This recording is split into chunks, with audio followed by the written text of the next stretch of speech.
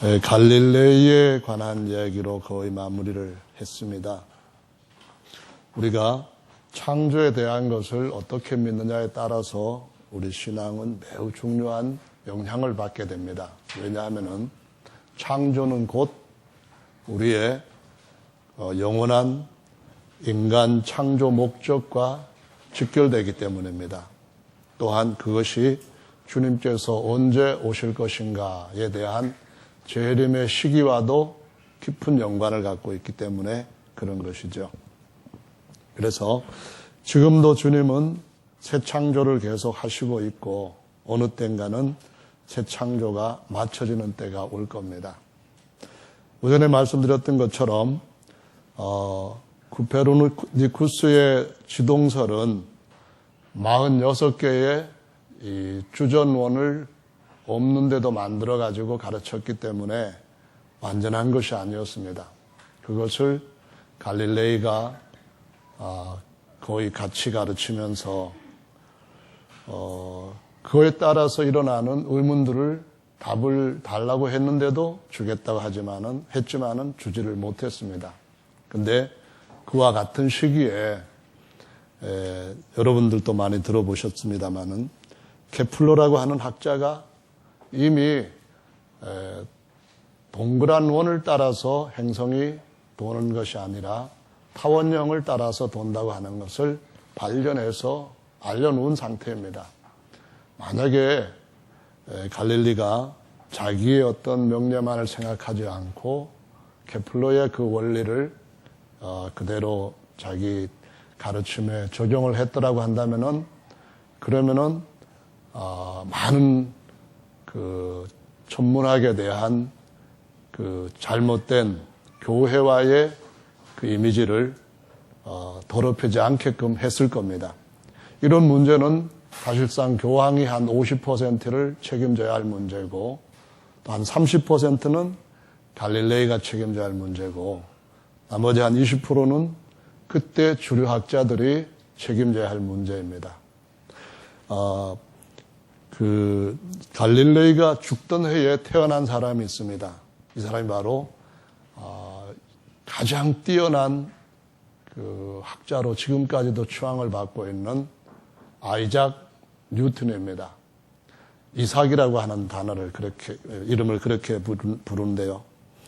아이작 뉴턴이 정말 신실한 그 믿음의 사람이었다고 알려지고 있습니다.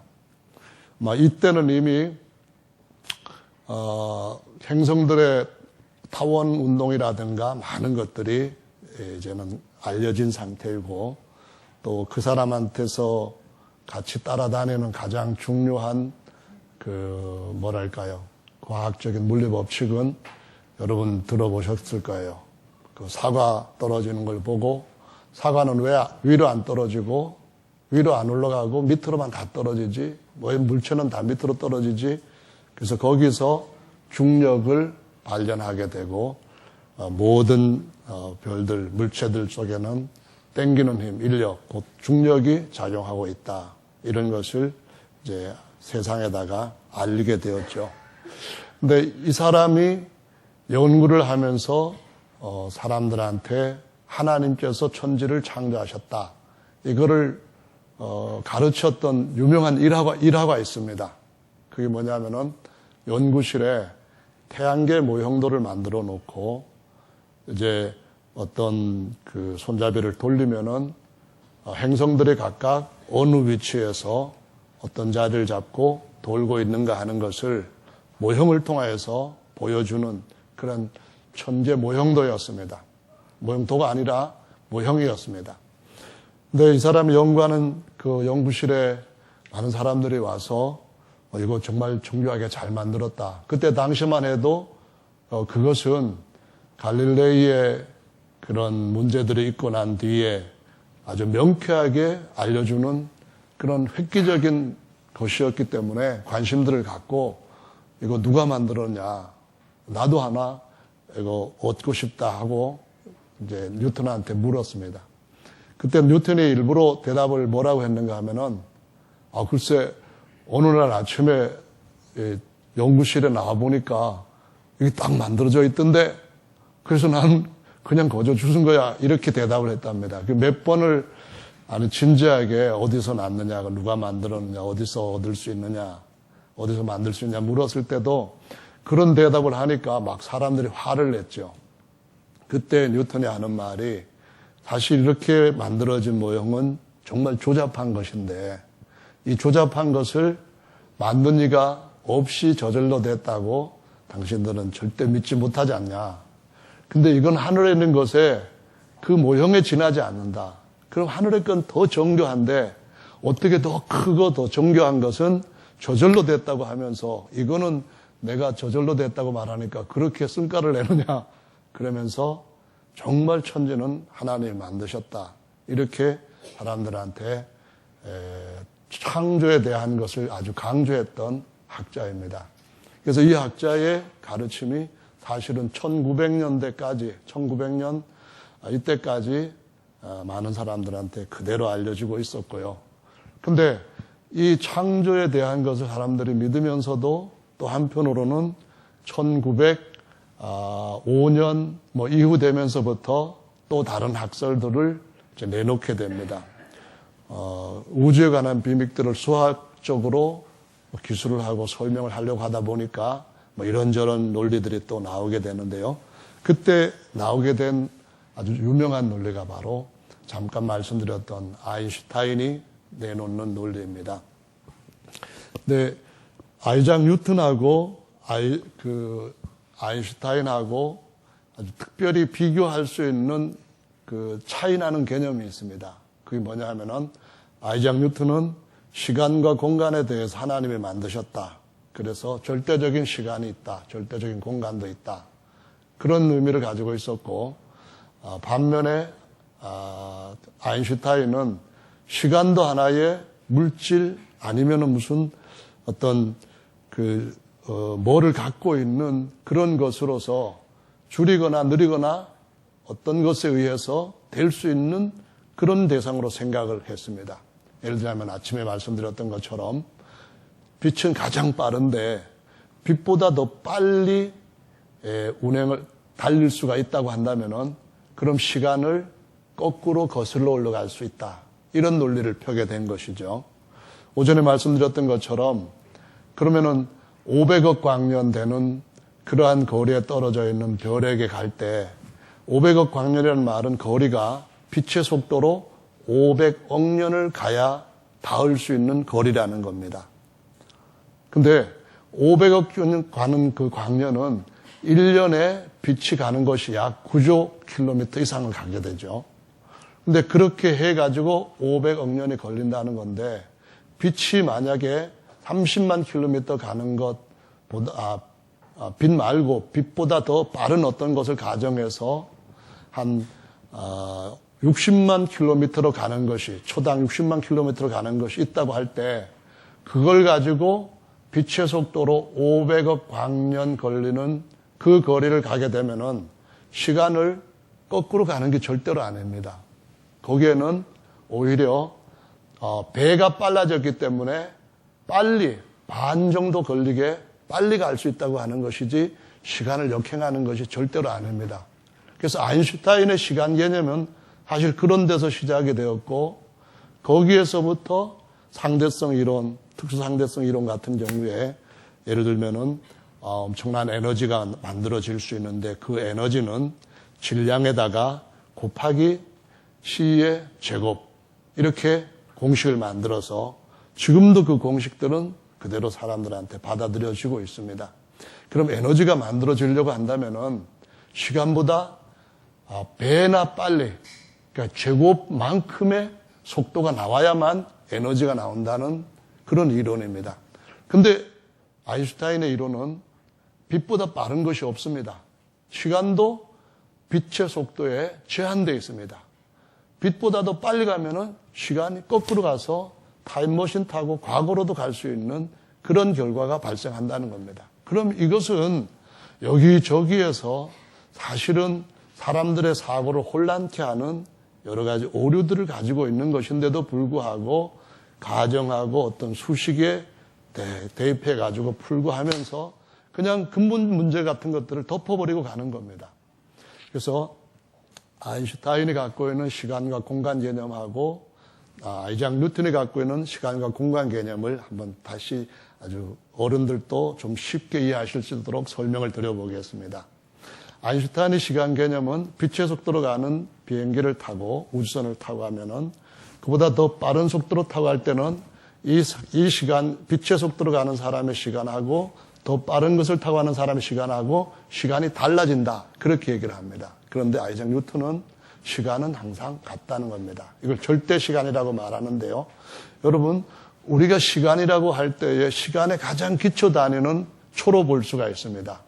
그럼 초라고 하는 것은 이 시간 단위 초는 어디에서나 다 똑같다고 하는 절대 시간 개념이 있고 상대적인 개념이 있습니다.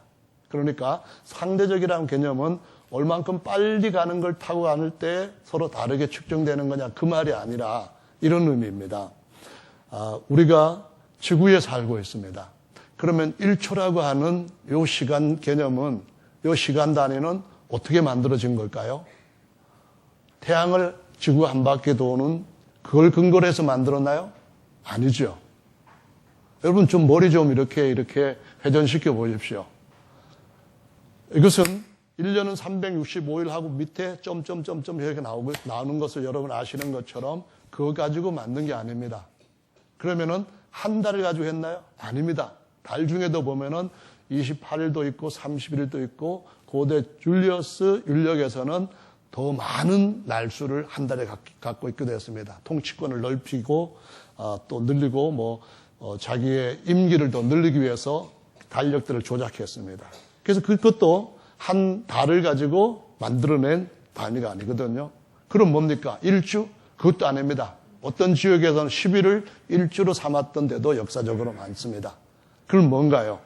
결국 이것은 하루에 대한 것입니다. 하루는 지구가 이렇게 도는 데 걸리는 시간입니다.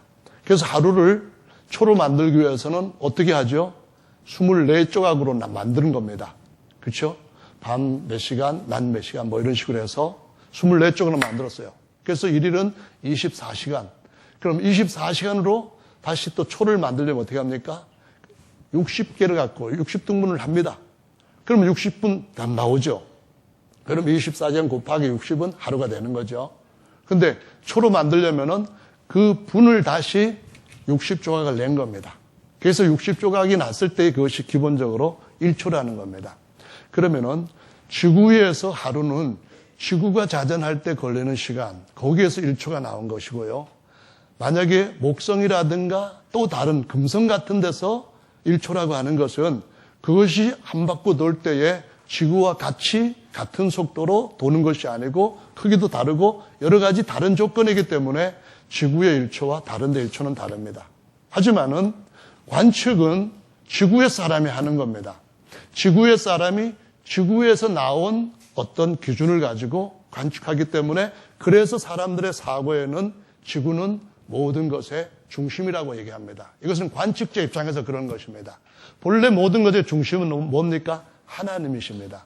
그런데 사람에게 하나님께서 이런 것들을 알게 하시기 위해서 사람의 눈에서, 사람의 기준에서 이런 것들을 표현하게 하셨기 때문에 하늘 같은 경우도 첫째 하늘은 어떤 하늘입니까? 첫째 하늘, 둘째 하늘, 셋째 하늘이 있다고 성경에 말씀하시거든요. 먼저 있는 하늘이 첫째입니까? 아니면은 우리한테 먼저 만나게 되는 하늘이 첫째 하늘입니까? 먼저 있는 것으로 첫째 삼는 것이 아니고 사람을 중심으로 해서 우리가 이해했던, 가장 먼저 이해했던 그 하늘을 첫째 하늘이라 하고요. 그 다음에 우리 하늘보다도 먼저 지어졌지만은 우리가 다음에 접하게 되는 하늘을 둘째 하늘이라고 말하고 그 다음 또 더 깊이 이해해야 하는 계시를 통하여 알게 된 하늘을 셋째 하늘이라고 말합니다. 이건 뭡니까? 관측자의 중심에서 말하는 거거든요. 그래서 모든 것은 사실은 시간의 관측을 가지고 사람의 그 잣대를 가지고 시간을 얘기합니다. 예를 들어서 천사들 중에서 가장 뛰어난 천사가 타락을 해서 무적영에 1000년 동안 갇히게 될 것이다 하는 말씀이 계시록 20장에 있습니다.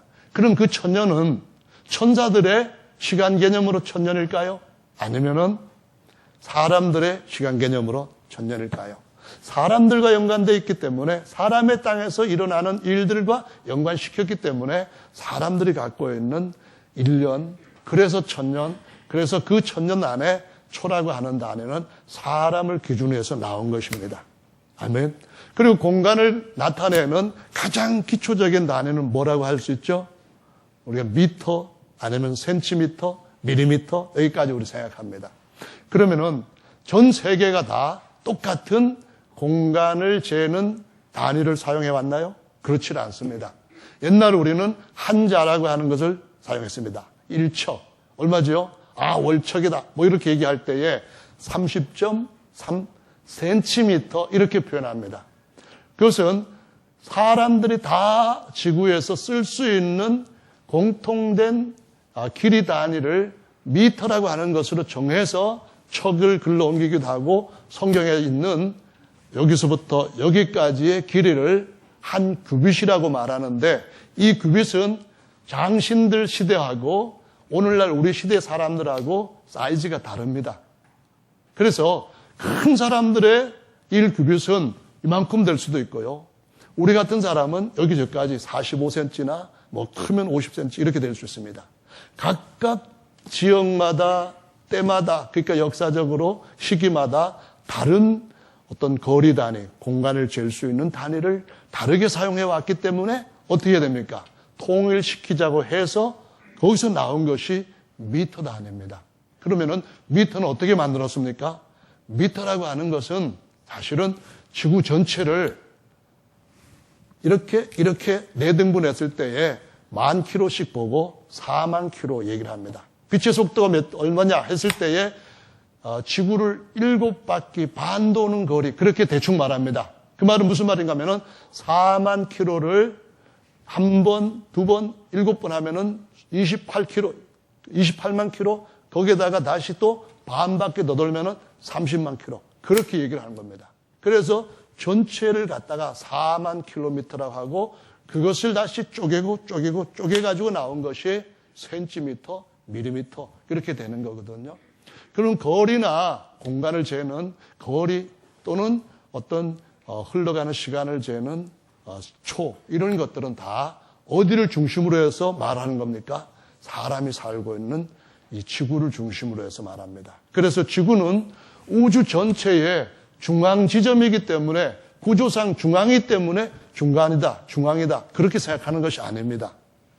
또 뿐만 아니라 이것이 구조상 태양이 중심이 되고 다음에 지구가 그 위를 이렇게 도는 것이 아니라 이렇게 지구가 있고 태양이 도는 것이다. 그렇게 생각했던 것은 잘못됐다. 뭐 이런 개념이 아니고 사람들이 항상 자기가 사는 세상 얘기할 때에 태양이 졌다, 떴다, 해가 돈다 이렇게 하는 개념들이 그냥 은연중에 사람들한테 사용되어져 왔고 오늘날도 해가 뜬다 그런 말을 할 때에 무식한 사람이라고 얼간이라고 말하지는 않습니다. 왜냐하면은 지구는 가만히 있지만 태양이 이렇게 떴다 꽂혔다 내려왔다 그런 것이 아니지만 알고 있지만 여전히 우리는 우리를 중심으로 해서 그렇게 말하는 것이 하나의 관용적으로 얼마든지 이 사람들한테 이해되어지고 인정되어지는 것이기 때문에 지금이라도 성경은 뭐 잘못된 표현을 갖고 있다 이런 좀 어리석은 말 같은 것들은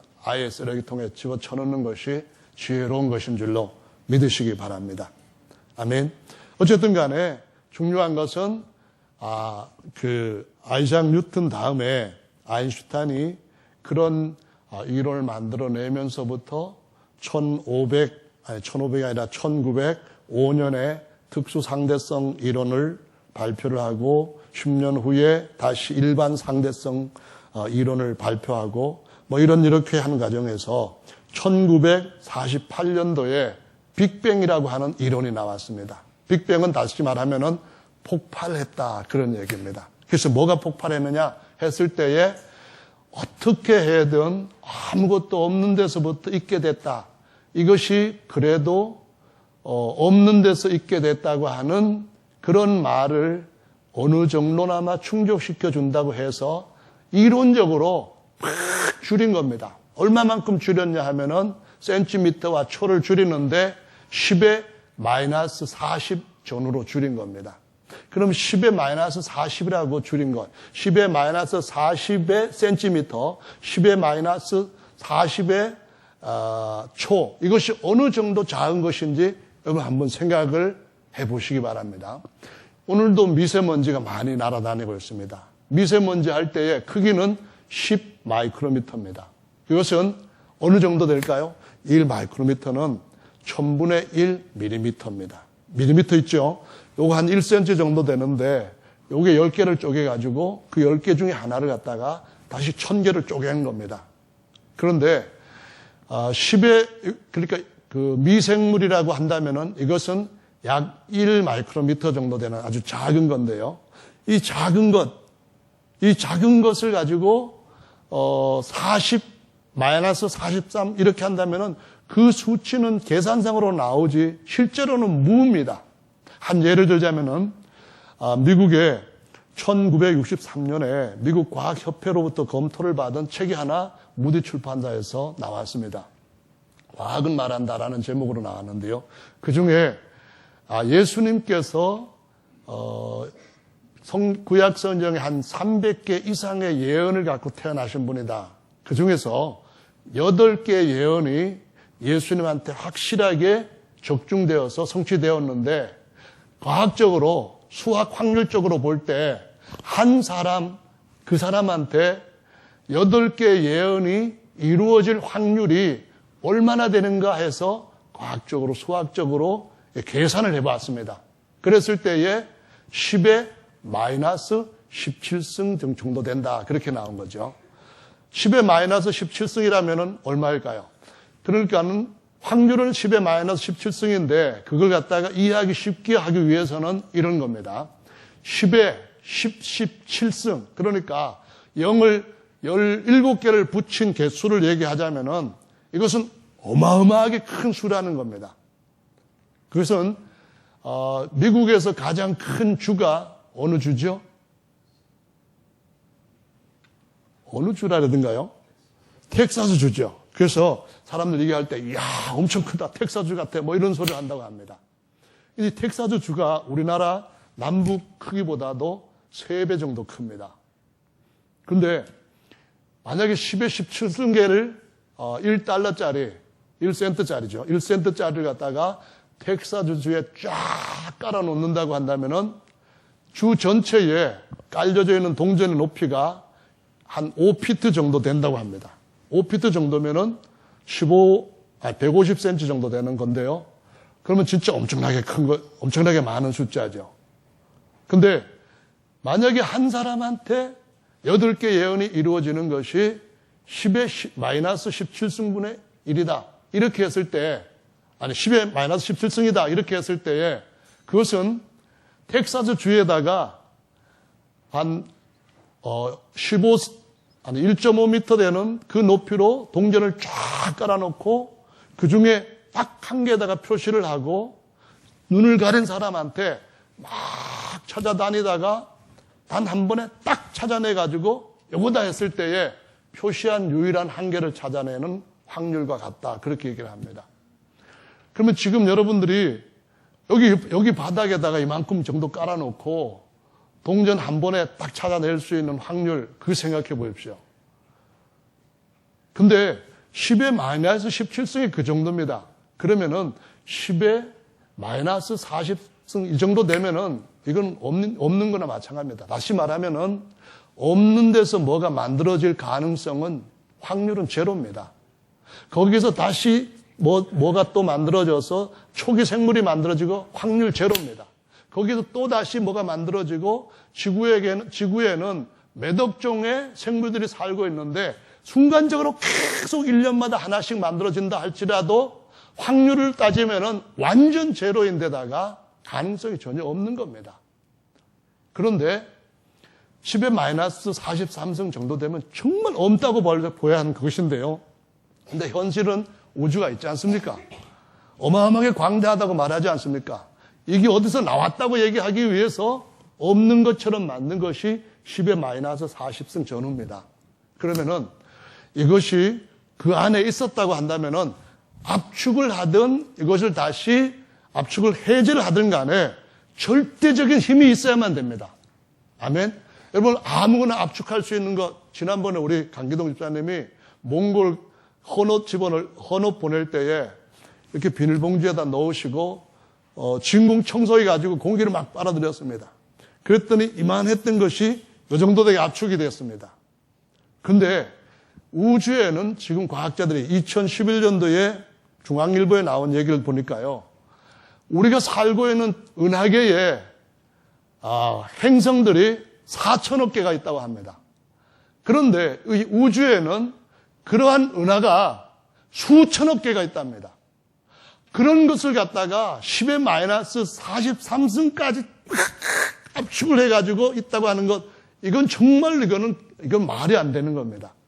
근데 이것이 압축되어 있었다가 뭐에 의해서 이것이 그렇게 작은 것이라면 질량은 어마어마하게 큰 겁니다. 뻥 터져가지고 갑자기 했는데 10의 마이너스 40 몇 승 초. 그만큼 빨리 확장이 되는데 한 3분 안에 지금 같은 큰 우주가 만들어졌다. 이런 식으로 사람들 얘기를 합니다. 그러면은 빛의 속도가 1년 가는 거리를 광년이라고 하는데 사람들 흔히 얘기할 때에 몇 백억 광년이라고 하는 것이 몇 분 안에 퍼졌다고 하는 것은 무엇을 의미하는 겁니까? 말이 안 되는 걸 의미하는 겁니다. 빛보다 빠른 것이 없다고 했는데 몇 백억 년 빛의 속도로 갔을 때 몇 백억 년 걸리는 그 거리가 몇 분 안에 터졌다는 게 말이 되는 거냐 이 말입니다. 사실 시간은 어디에서 왔고 그 작다고 하지만 그 공간은 어디서 왔습니까? 그 조그마한 것이 떠 있는 곳은 뭔가 공간이 있어야만 또 있을 거 아닙니까?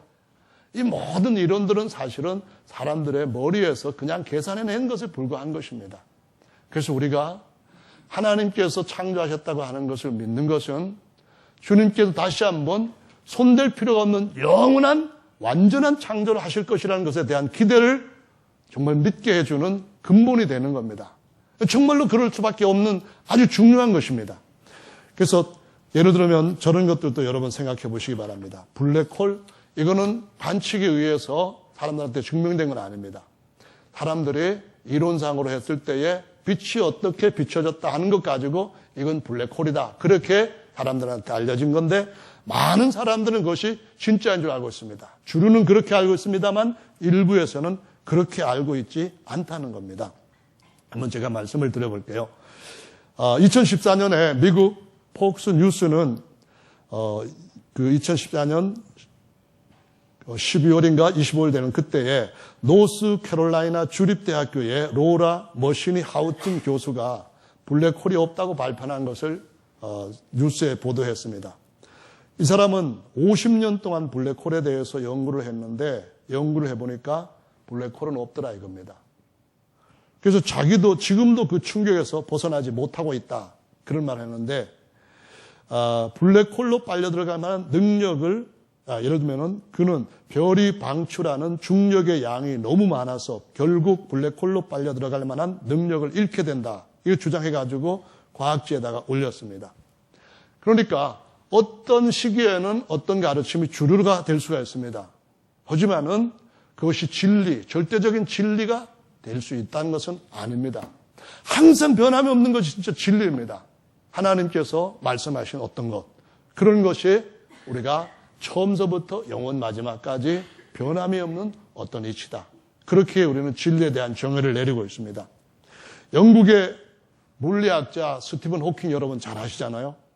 이 사람은 이제 아인슈타인 다음으로 세계적인 천재로 사람들한테 인정받잖아요. 근데 이 사람이 얼마 전에 이런 발표를 했습니다. 블랙홀은 말 그대로 블랙홀입니다. 검은 구덩이. 그건 아니고 빛보다 빠른 속도의 입자를 방출하며 뜨거운 물체처럼 빛을 발하기 때문에 블랙홀이 아니다 그 말입니다. 블랙홀이 아닌데 이거 블랙홀이라고 지금까지 붙여왔다. 그래서 이 스티븐 호킹의 이 얘기로 하자면은 지금까지 블랙홀에 대해서 관측했던 모든 것은 전부 꽝이다. 그런 얘기입니다. 블랙홀 말고 또 하나의 그 홀이 있는데요. 여러분 들어보셨는지 모르겠습니다. 웜홀이라는 겁니다. 웜벌레. 왜 웜홀이 생겼냐 하면은, 아이작 뉴턴이 사과를 보고 떨어지는 걸 보고 만유력을 발견하게 됐는데, 어쩌면은 벌레가 먹은 사과가 여기서 뚫고 그 뒤로 들어갈 수 있는 통로가 될 수 있다. 이런 아이디어에서 우리가 살고 있는 이 현 우주 세계에서 또 다른 차원의 세계로 들어갈 수 있는 홀이 있을 거다. 그래가지고 만든 것이 웜홀입니다. 물론 증명이 안 된 거지만은 사람들은 생각을 하고 또 뭐 수식을 만들고 계산을 하고 뭐 그러면서 이럴 것이다 하고 뭐를 이렇게 놓고 어떤 상수를 만들어서 이렇게 대입을 하고 그 다음에 나오는 결과는 이것은 결과상으로 전혀 하자가 없다. 그래가지고 이것은 그럴 것이다 하는 것으로 사람들한테 이제 증명이 된 과학적인 결과처럼 알려지게 됩니다. 그러나 수박 겉핥기식이고 정말 코끼리 어디 한 부분을 만지는 것처럼 부분적으로는 맞지만은 전체적으로 맞다고 인정하는 과학자는 아무도 없습니다. 우리가 그러한 것을 너무나 확실한 창조자 본인 안에 그분께서 증거해 주신 이 증언의 말씀을 떠나서 따른다고 하는 것은 어리석은 것입니다. 주님이 정말 오실 때가 가까이 온 줄로 믿으시기를 바랍니다. 저는 하나님께서 오늘 본문 말씀에서 예수 그리스도를 통하여서 예수 그리스도에 의하여서 예수 그리스도를 위하여서 만유를 지으셨다고 하는 말씀에 여러분의 주목을 끌게 되시기를 바랍니다. 골로새서 말씀에 보시면은 하나님께서 모든 걸 지으시되 그분이 낳으신 아들을 위하여서 아들에게 의하여서 아들의 것으로 지으셨다고 말씀합니다. 그러면 그 아들만이 아니라 그 아들을 본래 모습으로 해서 모형으로 지으신 사람들을 그 사람들을 아들과 같이 만들어서 그 아들에게 주시고자 했던 만유를 그들한테 공동으로 얻게 하시고 그 아들을 통하여서 그 많은 아들들을 통하여서 하나님이 주신 어마어마한 이런 것들을 채우게 하시기 위하여서 사람을 지으셨다고 하는 창조하셨다고 하는 이 놀라운 하나님의 계획에 대해서 주목하시기를 바라는 겁니다. 한번 골로새서 말씀 보시기 바랍니다. 이번에는 골로새서 2장 9절 말씀입니다. 2장 9절입니다. 찾으셨습니까? 자, 읽어보겠습니다. 시작. 10절입니다. 너희도 그 안에서 충만하여졌으니 그는 모든 정사와 권세의 머리시라. 예수님 육체 안에는 하나님의 모든 충만이 있습니다. 하나님의 모든 충만은 하나님이 지으신 모든 것들보다도 더 크고 더 풍성합니다. 믿습니까? 아멘. 왜냐하면은 하나님이 그리스도를 낳으시고 그 아들을 위하여서 만유를 지으셨는데 그 만유는 아들을 통하여 나왔기 때문입니다. 뭐 10의 마이너스 삼성자는 조그마한 것이 어떤 힘인지도 모르는 데서부터 뻥 터져가지고 나온 것이 아니라 아들을 통하여서 나왔기 때문에 태초에 말씀이 계시니라 하나님 말씀으로 말미암아 만유를 지으시고 말씀으로 만물을 잡고 계시다고 하는 우리가 이해할 수 있는 선명한 진술로 우리에게 진리를 말씀하시고 있는 것입니다. 골로새서 말씀 3장을 보시겠습니다. 3장 이번에는 11절입니다. 찾았으면 읽겠습니다. 시작.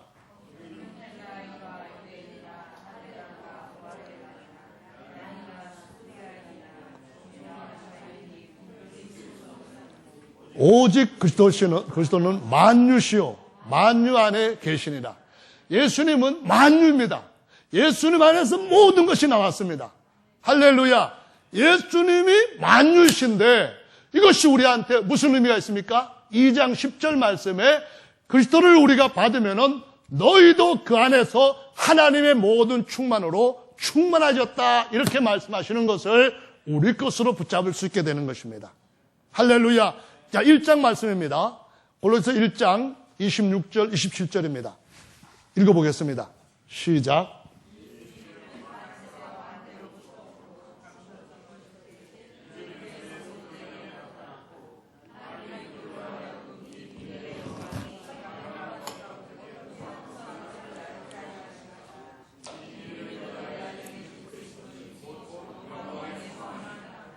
아멘.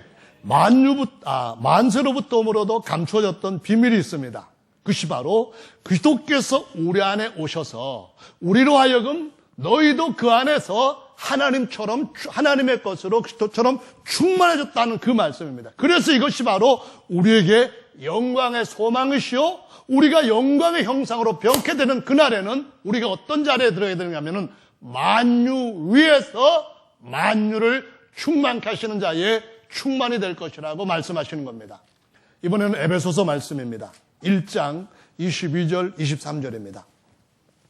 에베소 1장 22절 23절 읽어보겠습니다. 시작.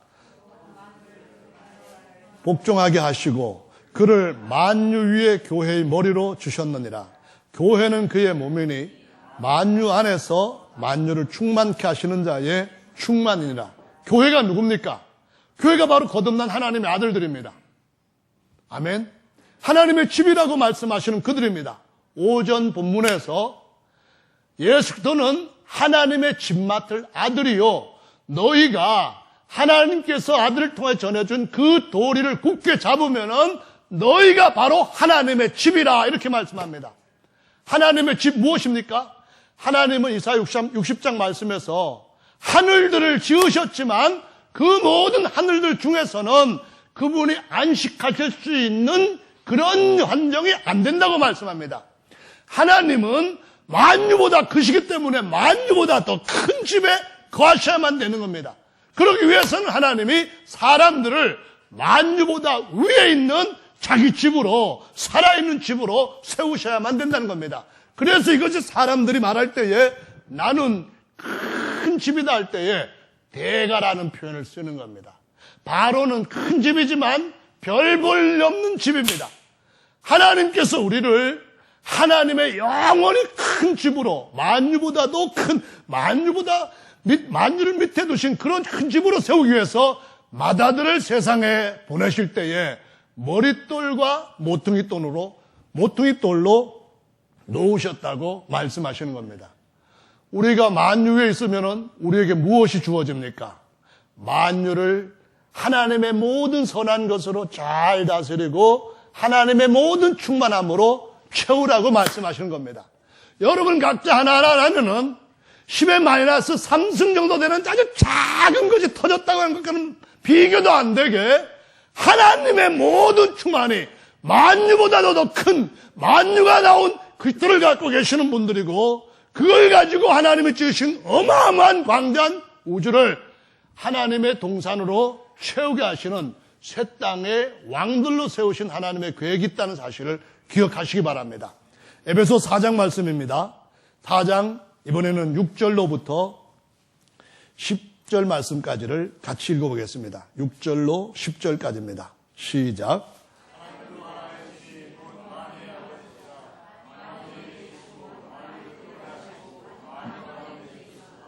각 사람에게 그의 선물의 분량대로 은혜를 주셨으니 그러므로 이르시기를 그가 위로 올라가실 때에 사로잡힌 자들을 사로잡고 사람들에게 선물을 주셨다 하셨도다. 올라가셨다 하였은즉 땅 아래 것으로 내리셨던 것이 아니면 무엇이냐.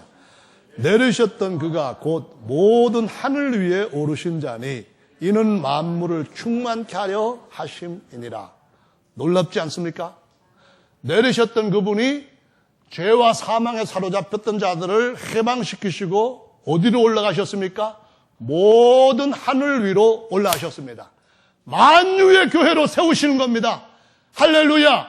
우리는 지금 속사람이 그 셋째 하늘에서 태어나서 셋째 하늘에 그리스도와 함께 아침을 받음을 되었지만은 여전히 겉사람은 셋째 하늘 안에 들어가 있는 건 아닙니다. 주님이 다시 오실 때에 우리의 몸은 예수님의 몸처럼 그렇게 영화롭고 그렇게 능력 있고 그렇게 충만한 몸으로 변화될 때가 바로 그때인 줄로 믿으시기 바랍니다. 그때가 되면은 우리로 하여금 하나님이 만유를 충만케 하실 것이라고 가르쳐 주신 겁니다. 미세먼지보다도 비교할 수 없을 정도로 큰 데서 나왔다고 하는 이론하고 하나님이 우리 각 성도들을 거듭나게 하셔서 하나님 자신으로 그리스도로 충만케 하셔서 그 모든 것들을 충만케 하시기 위해서 우리를 하나님의 후사로 세웠다고 하는 가르침, 어느 것이 인간을 존귀케 합니까? 어느 것이 우리에게 소망을 줍니까? 어느 것이 과연 믿을 만한, 우리 인생을 걸 만한 진리입니까? 우리가 진리에 대한 것을 알지 못한다면 방황할 겁니다. 잠깐 스쳐가는 그런 가르침들한테 그냥 쓸려갈 겁니다. 생각해 보십시오. 빛의 속도로 몇백억 광년 가는 그만큼 몇 분 안에 우주가 펴졌다고 하는데, 이것을 지상에 있는 관측자가 그거를 측정을 해가지고 우주의 연대를 계산을 낸다고 합니다. 어떤 모습이 있는가 한번 봅시다. 몇 분 안에 몇백억 광년을 갔다는 겁니다. 그 갔으면은 그것이 500억 광년의 것을 우리가 생각할 때에 그 빛이 내가 있는 지구, 관측자가 있는 지구까지 와서 지구 사람한테 눈에 망원경을 통하여서 딱 보이게 될 때까지 걸리는 기간은 500억 광년이면 다시 500억 광년이 필요합니다. 그렇지 않습니까? 그러면 1000억 광년이 필요합니다. 그러면은 지금도 우주가 계속 빛보다 빠르게 팽창해 가고 있다, 아니다, 이렇게 논리를 하고 있는데, 그런 거를 500억 광년 걸려서 갈 거리에 있는 것이 다시 돌아와서 우리 눈에 비칠 때는 500억 년이 더 걸려야만 되는 건데, 지금 없어졌는지 있는지 어떻게 압니까? 수백억 년이 500억 년이 지나가지고 여기 빛이 와 있는데, 지금 거기에 있는지 없는지 아무도 모릅니다. 그게 어디가 처박혔는지 아무것도 모릅니다. 이건 전부 다 사람들이 그냥 수학적으로 뭘 해보기 위해 가지고 내놓는 추정설이지 진리가 아닙니다. 오직 주님은 하나님이 주신 모든 것들을 우리한테 맡기시는 그런 후사의 자리에 앉히시는 때가 온다고 분명하게 성령으로 우리 속에 확증하여 주신 줄로 믿으시기 바랍니다. 한번 생각해 봅시다. 사람들이 세계에 대해서 얘기할 때에, 공간에 대해서 얘기할 때에 차원이라는 말을 쓰죠. 이건 부인할 수 없이 우리 생활 가운데서 사람들한테 입에 오르내리는 용어이고 개념입니다. 그러면은 1차원으로부터 해가지고 몇 차원이 있다고 사람들은 얘기합니다. 근데 단순하게 정리를 해서 1차원, 2차원, 3차원, 4차원 이걸 한번 생각해 봅시다. 1차원은 아까 말씀드렸던 것처럼 아주 조그만 점이라면 점이라고 하는 그 자체를 얘기합니다. 그래서 이것이 한쪽으로 이렇게 이동을 하고 또는 이쪽으로 양쪽으로 딱 이동을 했을 때에 선이 만들어집니다. 이걸 갖다가 2차원이라는 얘기를 합니다. 근데 그 모든 점들 또는 선이 된 것이 다시 또 가로 방향으로 아니면은 앞방향, 뒷방향으로 또 이동을 한 것이 면이라고 하는 것을 만들어냅니다. 그래서 점 1차원에서 2차원이 되고 이렇게 된 것이 3차원입니다. 예전의 전쟁은 3차원 전쟁이었다고 얘기를 합니다. 그래서 여기서 육군이 와서 싸우고 여기서 막 해군이 와서 싸우고 막 이렇게 싸웁니다. 그런데 현대전은 4차원 전쟁이라 해가지고 면만으로 돼 있던 이 세계가 위로 올라가는 또 다른 세계를 열게 되었습니다. 그래서 가로, 세로, 높이라고 하는 입체전이 되게 만들었습니다. 그래서 이때는 산전, 수전, 공중전까지 나오게 된 겁니다. 그러면은 우리가 살고 있는 시대는 1차원, 2차원, 3차원, 4차원 그런 세계입니다. 근데 성경은 첫째 하늘, 둘째 하늘, 셋째 하늘 이렇게 있다고 하는데 하나님이 지으신 시간과 공간의 개념은 하나님께서 지으실 때 그 절대적인 어떤 개념이 있는 겁니다. 그러면은 4차원 다음 세계는 어떤 걸까요? 4차원 다음 세계에 대해서도 우리가 생각할 수 있지 않습니까? 이성적으로. 그러면 거기에는 시간을 생각할 수가 있는 겁니다. 가만히 있는 점은 공간을 만들지 못하면 공간을 얻지 못합니다. 시간이 흐르지 않는다면 이 점은 정점입니다. 움직이지 못합니다. 모든 것들은 어떤 이동, 움직임, 활동을 하려면 거기에 시간이라고 하는 축과 공간이라고 하는 축이 개입될 수밖에 없습니다. 이것에 제한을 받을 수밖에 없습니다. 그런데 여기에서 시간과 공간이라고 하는 지어진 것을 하나님은 초월적으로 계시는 분이라고 말씀합니다. 하나님 나 알파야, 나 오메가야, 나 알렙이고 난 타우야, 처음이고 끝이야, 난 시간에 제한이 없는 그런 절대자야 이 말씀을 하십니다. 내가 있는 영역은 시간과 공간을 짓기 전부터 있던 초월적인 영역이야. 이 말씀합니다. 그렇다면은 우리는 5차원이라는 생각을 할 때에 시간을 그냥 어느 때든지 발 아래 두고 무시할 수 있는 세계, 하나님이 우리를 자기의 후사자로 높이는 그 세계에도 들어갈 수 있는 존재로 하나님이 구원하셨다는 것을 기억하실 필요가 있습니다. 시간뿐만 아니라 공간도 역시 마찬가지입니다. 만유라고 하는 것은 하나님이 주신 시공간 모든 것들을 포함하는 것입니다. 그것들을 다 발 아래 둘 때에 요한복음 8장에서 아들이 너희를 자유케 하면은 너희가 진짜로 자유하게 될 것이다. 이와 같은 하나님이 주시는 진정한 자유와 안식이 주어지게 되는 줄로 믿으시기 바랍니다. 하나님의 아들로서 시간의 제한을 받지 않고 공간의 제한을 받지 않고 어느 때든지 하나님의 후사로서 하나님 주신 모든 것들을 하나님의 것으로 다 충만하게 채울 수 있는 그런 존재는 전제하신 분과 전능하신 분만이 얻을 수 있는 그 최고의 존재인 줄로 믿으시기 바랍니다. 폭발이라고 하는 것은 하나님의 창조를 순식간에 이렇게 펴셨을 때에 폭발했다 이렇게 표현할 수도 있습니다. 하지만은 거기에는 존재하신 분의 계획이 없이는 불가능하다고 하는 것이 모든 사람들 인식 속에 있습니다. 여러분, 옛날에 나왔던 티코, 이제는 이건 구형이 됐으니까 새 거 하나 만들어야겠다 해가지고 벽에다가 빛의 제곱 속도로 갖다 팍 들이받아버리면은 그러면은 그랜저가 나옵니까? 하나님이 전지자로서 계획하시면, 설계하시면 나옵니다. 하나님의 개입이 없으면은 폭발해서 저렇게 정교한 우주가 만들어지지를 못합니다. 하나님의 그 모든 능력이 모든 것들을 붙들고 있는 중력이든 그걸 인력을 반대하는 청력이든 모든 능력은 그리스도 안에 있다는 것을 성경은 증거합니다.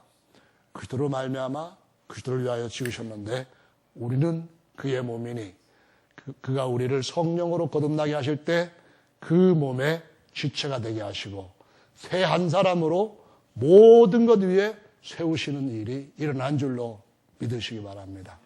그래서 하나님이 계획하신 최고의 것이 우주뿐만 아니라 우리 주변의 작은 벌레에게도 있습니다. 과학이 아무리 발달하고 인공지능이 아무리 발달한다 할지라도 벌레 못 만듭니다. 그 전에 하나님께서 우리를 데리러 오실 것입니다. 아무리 강한 전투 로봇을 만든다 할지라도 우리의 사상까지 빼앗아갈 수 있는 강한 힘은 없습니다. 그냥 물질만을 공격하고 지배할 뿐입니다. 우리의 영은 하나님과 영원히 하나가 되는 최고의 모든 것들을 하나님 앞에 얻고 누릴 수 있는 그 자리에 들어가게 될 것입니다. 여러분, 믿음으로 여러분의 위대함을 지키시기를 바랍니다. 하나님만 하실 수 있는 최고의 그 자리에 모든 분들이 흔들림 없이 서시기를 바랍니다. 앞으로들 나오셔서 다 같이 기도하겠습니다.